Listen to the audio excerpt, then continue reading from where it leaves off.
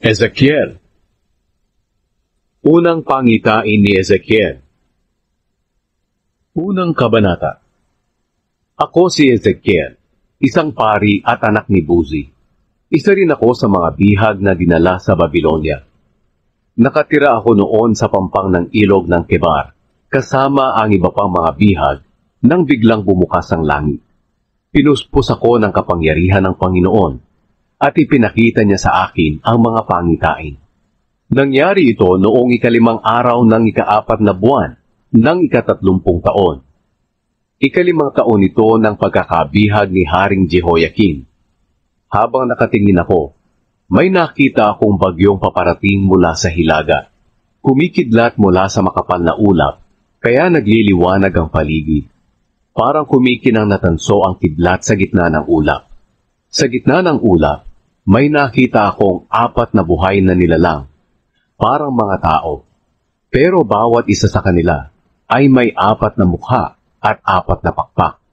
Tuwid ang kanilang mga binti, at ang mga paa nila ay parang paa ng baka. Kumikinang ito na parang tanso. May mga kamay silang katulad ng kamay ng tao na nasa ilalim ng kanilang mga pakpak. Magkakadikit ang mga pakpak nila. Lumilipad sila ng sabay-sabay sa kahit saang direksyon nang hindi bumabali. Sa harap ay mukha silang tao. Sa kanan ay mukhang leon. Sa kaliwa ay mukhang toro. At sa likod ay mukhang agila. Ang dalawa sa mga pakpak nila ay nakabuka pataas at magkadikit ang mga dulo. At ang dalawa pa nilang pakpak ay tumatakip sa katawan nila. Lumilipad sila ng sabay-sabay sa kahit saang direksyon nang hindi bumabali. At kung saan sila dalhin ng espiritu, doon sila pumupunta. Parang nagniningas na baga o mga sulo ang itsura nila. Sa pagitan nila'y may apoy na nagliliwanag at mula rin dito'y may kidlat na lumalabas. Ang mga buhay na nilalang na ito'y nagpaparuot pa rito na kasimbilis ng kidlat. Habang nakatingin ako sa 4 na buhay na nilalang, nakita kong ang bawat isa sa kanila ay may gulong sa ilalim. Ang 4 na gulong ay nakasayad sa lupa. Ganito ang anyo ng mga gulong. Kumikislap ang mga ito na parang mamahaling batong krisolito at magkakapareho ang kanilang anyo. Ang bawat gulong ay may isa pang gulong sa loob na nakakrus. Kaya nakakapunta ang mga gulong na ito at ang mga buhay na nilalang kahit saang direksyon nang hindi na kailangang bumaling pa. Ang gilid ng mga gulong ay malapad at nakakatakot dahil puno ng mga mata. Kasama ng 4 na buhay na nilalang ang mga gulong kahit saan sila pumunta. At kapag umaangat sila, umaangat din ang mga gulong. Ang espiritu ng 4 na buhay na nilalang ay nasa gulong.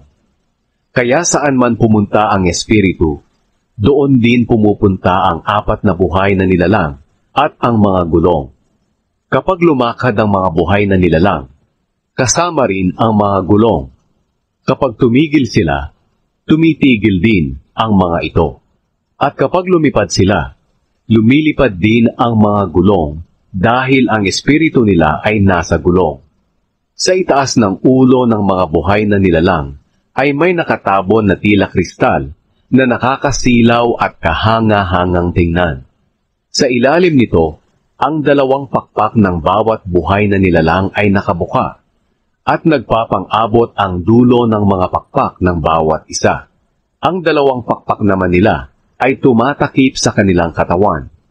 Kapag lumipad sila, ang pagaspas ng mga pakpak nila ay parang ugong ng rumaragasang tubig, o kaya'y parang tinig ng makapangyarihang Diyos, o ingay ng napakaraming hukbo. At kapag tumigil sila, ibinababa nila ang kanilang pakpak.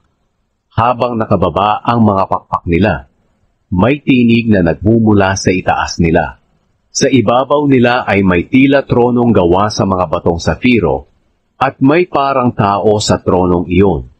Mula baywang pataas, para siyang nagniningning na metal, at mula sa kanyang baywang pababa, para siyang apoy na nagliliyab, at napapalibutan ng nakasisilaw na liwanag. Ang liwanag na iyon sa paligid niya ay parang bahaghari pagkatapos ng ulan. Ganoon ang makapangyarihang presensya ng Panginoon.